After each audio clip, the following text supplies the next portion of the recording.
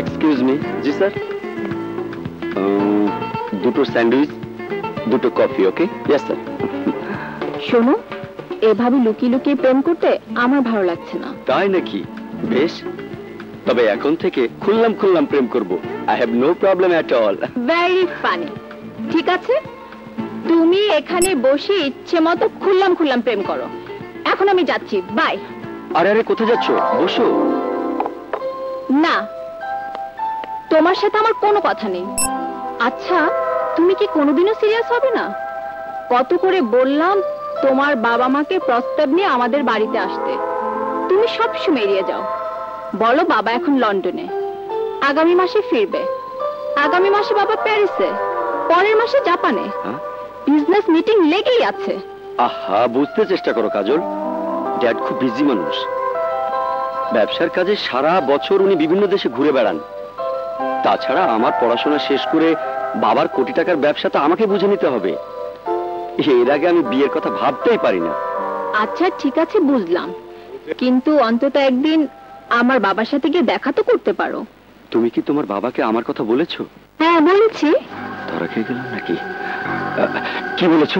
বলেছি কলেজের সবচেয়ে ব্রিলিয়ান্ট স্টুডেন্ট, বিশাল কোটিপতি বাবার একমাত্র হ্যান্ডসাম ছেলেকে আমি ভালোবাসি। বাবা তোমাকে দেখতে চেয়েছেন। কি দেখতে চেয়েছেন? একেবারে ডাইরেক্ট অ্যাকশন। ওরে বাবা, এ দেখি আমার চেয়েও বড় পাগল। কি বললে? আমি পাগল? না না, তুমি পাগল হবে কোন দুঃখে? পাগল তো আমি হয়েছি তোমার প্রেমে। আমি আজই তোমার বাবা মার সঙ্গে দেখা করতে যাব। সত্যি বলছো? হ্যাঁ সত্যি। না না, আমাকে ছেড়ে দাও, আমাকে ছেড়ে দাও, আমাকে ছেড়ে দাও, আমি আপনাদের কাছে যাব। ডাক্তার? না চৌধুরী, খুব একটা ভালো না। এভাবে চলতে থাকলে ওনাকে হয়তো মানসিক হাসপাতালে ভর্তি করতে হতে পারে। মানে পাগলাগারদে? না না, আমি আমার স্ত্রীকে পাগলাগারদে দেব না ডাক্তার। তাহলে যেভাবেই হোক তোমার হারানো ছেলের মতো একজনকে ওনার সামনে নিয়ে এসো। সে চেষ্টাও করেছি ডাক্তার।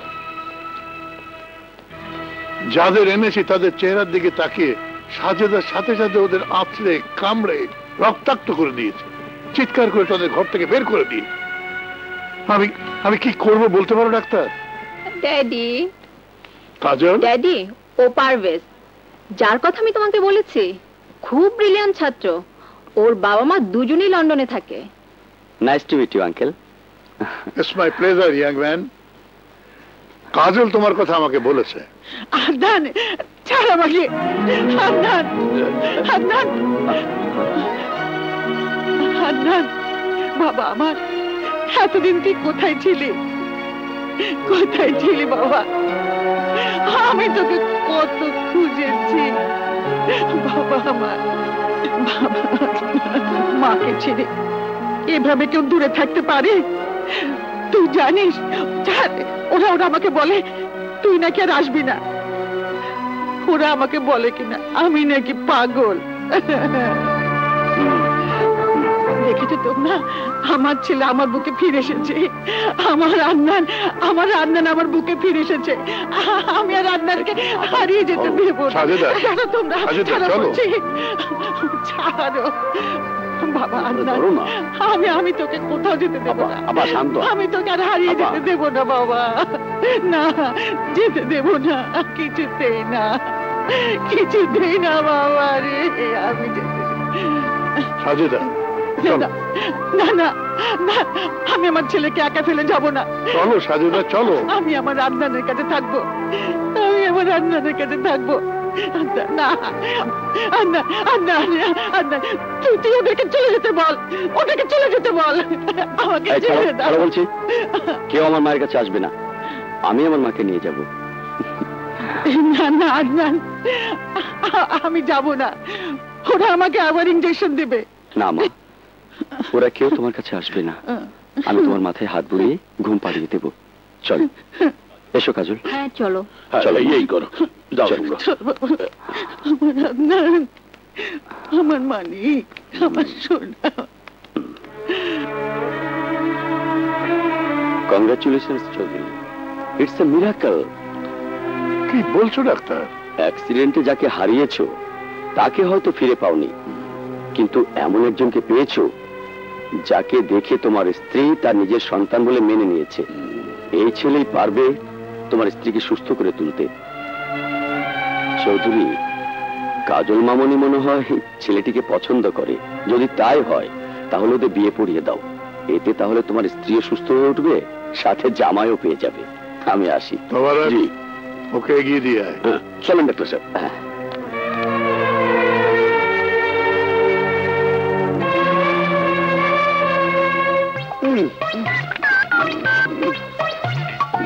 শালা ধরে তো না, শালা টাউট, শালা 2 নম্বর। অল্লেগ আজকে আমার ডেটিংটা মিস হইব। আজ আসুক, শালা একটু হার হাড্ডি সব ভাঙ্গালাম। বাবা পারবেজ, ধর বাবা, ধর ধর ধর ধর কইতাছি। এই ধর ধর ধর না, ধর ধর।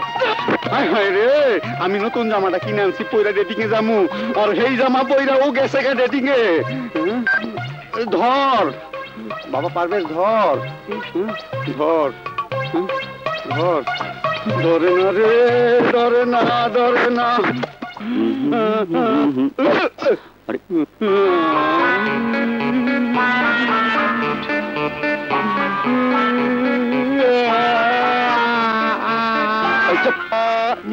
কিরে রতন, কাঁদছিস কেন? শালা নবাব আলীবর্দী খান নাতি, কইছিলি তখন? কিরে, তুই আমার দাদার নাম জানলি কি করে? ভাই তুমি করস না? নতুন জামাটা আমি কিনে আনছি, আর সেই জামা পরে তুই ডেটিং গেছ, তো লজ্জা করে না? তোর কারণে আজ আমার ডেটিং এ যাওয়া হইল না। খোল আমার জামা, খোল। কি 2 টাকার শটের জন্য এত কথা? ব্যাবু করে দিচ্ছি। জামা দে। মাছ বড়শিতে গাঁথা শেষ, এখন আর তোর শার্টের কোনো প্রয়োজন নেই। বুঝলাম, কিন্তু কাজলের বাবা? ওর বাবা মেয়ে বলতে অজ্ঞান, আর কাজলের মা আমাকে তো ছেলে বানিয়ে ফেলেছে। দেখিস, মাগুর মাছের গর্ত মনে করে যেন আবার সাপের গর্তে হাত না পুড়ে যায়। চুপ শালা, তুই সবসময় বেশি কথা বলিস। তোর না ডেটিং আছে? যা ডেটিং এ যা। না না না না, আর ডেটিং এ যাওয়া লাগবে না। আমি টাকা চাই, টাকা দাও। 6 মাসের ভাড়া হিসাবে 318,000 টাকা। মাত্র 18,000? দূর চাচা, এটা কোনো টাকা হলো? আপনি কোনো চিন্তা করবেন না, 1 সপ্তাহের মধ্যে আপনার সব ভাড়া শোধ করে দেব। জি, ও সব দিয়ে দিব। এমন কথা অনেক শুনছি, এমন অনেক সপ্তাহ তোমরা আমারে ঘুরাইছো। আমি আর ঘুরুম না, আজ আমি টাকা নিয়েই যাবো। চাচা, পকেটে এখন 1 টাকাও নেই। বাবা লন্ডন থেকে যে ব্যাংকে টাকা পাঠিয়েছে, সেই ব্যাংক ড্রাফটটা ভাঙাতে সময় নিচ্ছে। ওটা পেয়ে গেলেই আপনার ভাড়া ক্লিয়ার। ঠিক আছে, 1 সপ্তাহের মধ্যে টাকা না দিলে মালপত্র সব রাইখা ঘাটটা ধইরা বাইর কইরা দিব। আর এই সোডালে তো সবসময় আমার কাছে টাউট মনে হইতো, যত সব। পারবে 1 সপ্তাহের মধ্যে টাকা দিবি কই থিকা?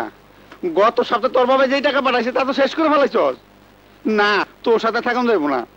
কত কইরা কইলাম করিম চাচার মেসে গিয়ে উঠি না, উনি জমিদার, কম ভাড়ায় থাকলে ওনার পেস্টিজে লাগে, উনি ফ্ল্যাটে থাকবো। এখন বুঝো ঠেলা। চল আব্বা, আজকাই পলাই গিয়া ওই করিম চাচার মেসে গিয়ে উঠি। রতন থাম তো, তোকে আর পেরেশান হতে হবে না। আমি বাবার কাছে ফোন করে দিয়েছি, আমার 10,000 টাকা লাগবে, না হলে পরীক্ষা দিতে পারবো না। টাকা ঠিকই আসবে।